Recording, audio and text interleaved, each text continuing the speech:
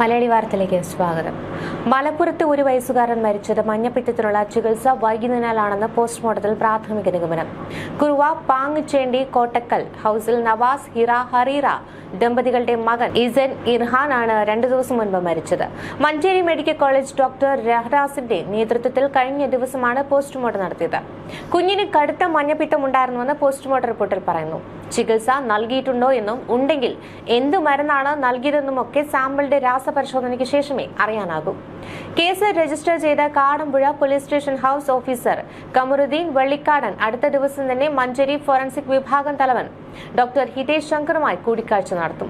Postmortem റിപ്പോർട്ടിലെ വിശദാംശങ്ങൾ കൂടി മനസ്സിലാക്കിയ ശേഷമാകും കേസിന്റെ തുടർ നടപടികളെന്ന് അദ്ദേഹം പറഞ്ഞു. അശാസ്ത്രീയ ചികിത്സ പ്രോത്സാഹിപ്പിക്കുന്ന കോട്ടക്കൽ സ്വദേശി ഹിറ അറീറ നവാസ് ദമ്പതികളുടെ കുട്ടിയാണ് മരിച്ചത്. അസ്വാഭാവിക മരണത്തിന് കേസെടുത്ത് പോലീസ് അന്വേഷണം ആരംഭിച്ചു. കഴിഞ്ഞ ദിവസം വൈകുന്നേരമാണ് കോട്ടക്കലിൽ ദമ്പതികൾ വാടകയ്ക്ക് താമസിക്കുന്ന വീട്ടിൽ വെച്ചൊരു വയസ്സുകാരൻ ഇസൻ ഇർഹാൻ മരണപ്പെട്ടത്. പാല് കുടിച്ചതിന് പിന്നാലെ കുട്ടി കുഴഞ്ഞു വീണ് മരിച്ചുവെന്നായിരുന്നു മാതാപിതാക്കൾ പറഞ്ഞത്. കുട്ടിയുടെ ഖബറടക്കവും നടത്തി. തൊട്ടു പിന്നാലെ കുട്ടിയുടെ മരണത്തിൽ ദുരൂഹത ആരോപിച്ച് ആരോഗ്യവകുപ്പിന് പരാതി ലഭിക്കുകയായിരുന്നു. കുറച്ചു ദിവസങ്ങൾക്ക് മുൻപ് മഞ്ഞപ്പിത്തം ബാധിച്ച കുട്ടിക്ക് മതിയായ ചികിത്സ നൽകിയില്ലെന്നായിരുന്നു അതിലെ ആരോപണം. അക്യുപഞ്ചറിസ്റ്റായ കുട്ടിയുടെ അമ്മ ഹിറ ഹറീറ അശാസ്ത്രീയ ചികിത്സാ രീതികൾ സമൂഹ മാധ്യമങ്ങൾ വഴി വ്യാപകമായി പ്രചരിപ്പിച്ചിരുന്നു. വീട്ടിൽ വെച്ചാണ് ഇവർ കുട്ടിയെ പ്രസവിച്ചത്. ശേഷം യാതൊരു വിധത്തിലുള്ള പ്രതിരോധ കുത്തിവയ്പ്പുകളും കുട്ടിക്ക് നൽകിയിരുന്നില്ല എന്നും ആരോഗ്യവകുപ്പ് കണ്ടെത്തി. 2 മാസമായി മഞ്ഞപ്പിത്തം പിടിപെട്ടിട്ട് അവർ താമസിക്കുന്ന ഫ്ളാറ്റിന്റെ അടുത്ത് ഡോക്ടർ ഉണ്ടായിട്ട് പോലും അവർ കാണിച്ചില്ല. അവർ അവരുടെ വിശ്വാസത്തിൽ തുടരുകയാണ് ചെയ്തത്. കുട്ടിയുടെ വായിൽ നിന്ന് രക്തസ്രാവമുണ്ട്. ശരീരമാസകലം മഞ്ഞ കളറുമുണ്ടായിരുന്നു. മയ്യത്ത് കണ്ടുവന്നവർ പറഞ്ഞതാണിത്. കഴിഞ്ഞ ദിവസം 4 മണിക്കാണ് കുട്ടി മരിച്ചു എന്നുള്ളത് അവർക്ക് വിശ്വാസമുണ്ടായിരുന്നില്ല. അവസാനം ആരുടെയൊക്കെ നിർബന്ധത്തിന് വഴങ്ങി അടുത്തുള്ള ഡോക്ടറെ കാണിച്ച് മരണം ഉറപ്പുവരുത്തുകയാണ് ഉണ്ടായത്. എന്ത് സംഭവിച്ചാലും അലോപ്പതി മരുന്നുകളെ ആശ്രയിക്കില്ല എന്ന ഇവരുടെ ദൃഢനിശ്ചയവും അന്ധവിശ്വാസവുമാണ് ഇതിന് കാരണമെന്നാണ് സുമയ്യ ഉസ്മാൻ എന്നൊരാൾ സോഷ്യൽ മീഡിയയിൽ കുറിച്ചത്. കൂടാതെ വിശ്വാസം തലയ്ക്ക് പിടിച്ച പ്രാകൃതമായ രീതിയിൽ രക്ഷിതാക്കൾ സ്വയം ചികിത്സ നടത്തുന്നതിന്റെ ഇരയാണ് ഈ പൊന്നുമോൻ. ചികിത്സ നിഷേധിച്ച് ശരീരമാസകലം കുത്തി നോവിച്ചു കൊന്ന ഈ കുഞ്ഞിന് നീതി വേണം. മറ്റുള്ളവരുടെ വസ്ത്രത്തിന്റെ അളവ് നോക്കിയും ശരീരത്തിന്റെ ഇളക്കം നോക്കിയും നാട്ടിൽ കുത്തിത്തിരിപ്പിന് പഴുതു നോക്കി നടക്കുന്ന മതാന്ധത ബാധിച്ച അസർപ്പുമാർ തന്നെയാണ് ഇവരെ പോലെയുള്ളവരുടെ മെന്റർമാർ. വിശ്വാസം ചൂഷണം ചെയ്ത് 6ാം നൂറ്റാണ്ടിനപ്പുറത്തേക്ക് തിരിച്ചു നടത്തുവാൻ എല്ലാ ശ്രമവും നടത്തിക്കൊണ്ടിരിക്കുന്നവരെ സമുദായം തിരിച്ചറിഞ്ഞ് കൈകാര്യം ചെയ്യേണ്ട സമയം അതിക്രമിച്ചിരിക്കുന്നു എന്നാണ് ബഷീർ അലി എന്നൊരാൾ പ്രതികരിച്ചത്. ഗുരുതരമായ ആരോഗ്യ പ്രശ്നമുണ്ടായിട്ടും കുട്ടിക്ക് ചികിത്സ നൽകുവാൻ മാതാപിതാക്കൾ തയ്യാറായില്ല എന്നാണ് ആരോപണം. ഒരു ചികിത്സാ രീതി പഠിക്കുകയും മറ്റെല്ലാ ചികിത്സാ രീതിയെയും മെഡിസിനെ കഴിവുകെട്ടതെന്ന് പറയുകയും ചെയ്യുന്ന മുറിവൈദ്യന്മാർ നാട്ടിൽ പെരുകുകയാണ്. വീട്ടിൽ മതി പ്രസവമെന്ന് കർക്കശമായ നിലപാടെടുത്ത പലരും ഭാര്യമാരെ കൊലയ്ക്ക് കൊടുത്തിട്ടുണ്ട്. എത്ര ബോധവൽക്കരണം നടത്തിയാലും നിയമ നടപടി സ്വീകരിച്ചാലും ഈ പ്രാകൃത ചിന്തയുള്ളവർ ഇനിയും ഉണ്ടാകും. കൂടാതെ മരണങ്ങളും. അപ്പോൾ ഒന്നും അവരുടെ മതവും ജില്ലയും ചികഞ്ഞു നോക്കി അധിക്ഷേപിക്കരുത്. അതാണ് കേരളത്തിൽ ഇപ്പോൾ നടക്കുന്നത്. മഞ്ഞപ്പിത്തത്തിന്റെ ലക്ഷണം കാണിച്ച കുട്ടിക്ക് മഴ നനഞ്ഞാൽ അസുഖം മാറുമെന്ന തരത്തിലുള്ള അബദ്ധ ധാരണകൾക്കും മാതാപിതാക്കൾക്കുണ്ടായിരുന്നുവെന്ന വിവരങ്ങളാണ് പുറത്തുവരുന്നത്. കുറച്ചു ദിവസങ്ങളായി കുഞ്ഞിന് മഞ്ഞപ്പിത്തം ഉണ്ടായിരുന്നതായാണ് വിവരം.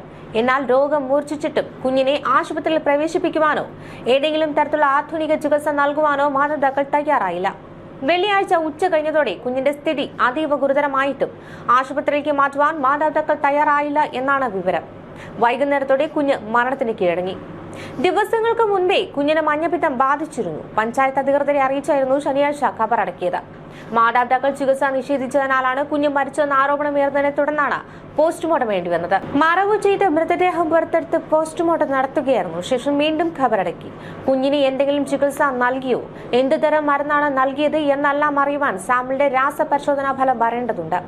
കാടമ്പുഴ പോലീസ് സ്റ്റേഷനിലാണ് കേസ് രജിസ്റ്റർ ചെയ്തിരിക്കുന്നത്. Station house officer Kamaruddin Vallikkadan വൈകാതെ മഞ്ചേരി ഫോറൻസിക് വിഭാഗം മേധാവി ഡോക്ടർ ഹിതേഷ് ശങ്കറുമായി കൂടിക്കാഴ്ച നടക്കും. അസ്വാഭാവിക മരണമായതിനാലാണ് നിലവിൽ കേസെടുത്തിരിക്കുന്നത്. പോസ്റ്റ്മോർട്ടം റിപ്പോർട്ടിലെ വിവരങ്ങൾ കൂടി മനസ്സിലാക്കിയതിനു ശേഷമാകും പോലീസ് കൂടുതൽ നടപടികളിലേക്ക് കടക്കുക. അക്യുപങ്ചർ ചികിത്സാ രീതി പ്രോത്സാഹിപ്പിക്കുന്നയാളാണ് കുഞ്ഞിന്റെ മാതാവ് ഹിറ ഹറീറ. ഇവരുടെ 2 കുട്ടികളെ വീട്ടിൽ തന്നെയാണ് ഇവർ ജന്മം നൽകിയത്. ആധുനിക വൈദ്യത്തിനെതിരെ പത്ര കട്ടിങ്ങുകൾ അടക്കം നിരത്തി ഇവർ സമൂഹ മാധ്യമങ്ങളിൽ വിമർശിക്കാറുണ്ട്. ഇസൻ പുറമെ 5 വയസ്സുള്ള ഒരു പെൺകുട്ടി കൂടി ഈ ദമ്പതികൾക്കുണ്ട്. കുട്ടികൾക്ക് ഒരു തരത്തിലുള്ള കുത്തിവയ്പ്പുകളും എടുത്തിട്ടില്ലെന്നാണ് സൂചന. വീട്ടുപ്രസവത്തെ പ്രോത്സാഹിപ്പിക്കാൻ വീടുകളും മറ്റും ഇവർ ചെയ്തിരുന്നു. അക്യുപങ്ചർ ചികിത്സ നടത്തുകയും ആധുനിക വൈദ്യത്തിനെതിരെ പ്രചാരണം നടത്തുകയും ചെയ്യുന്ന ഒട്ടേറെ വീഡിയോകൾ ഇവർ പ്രചരിപ്പിക്കുന്നുണ്ടെന്നാണ് ആരോപണം.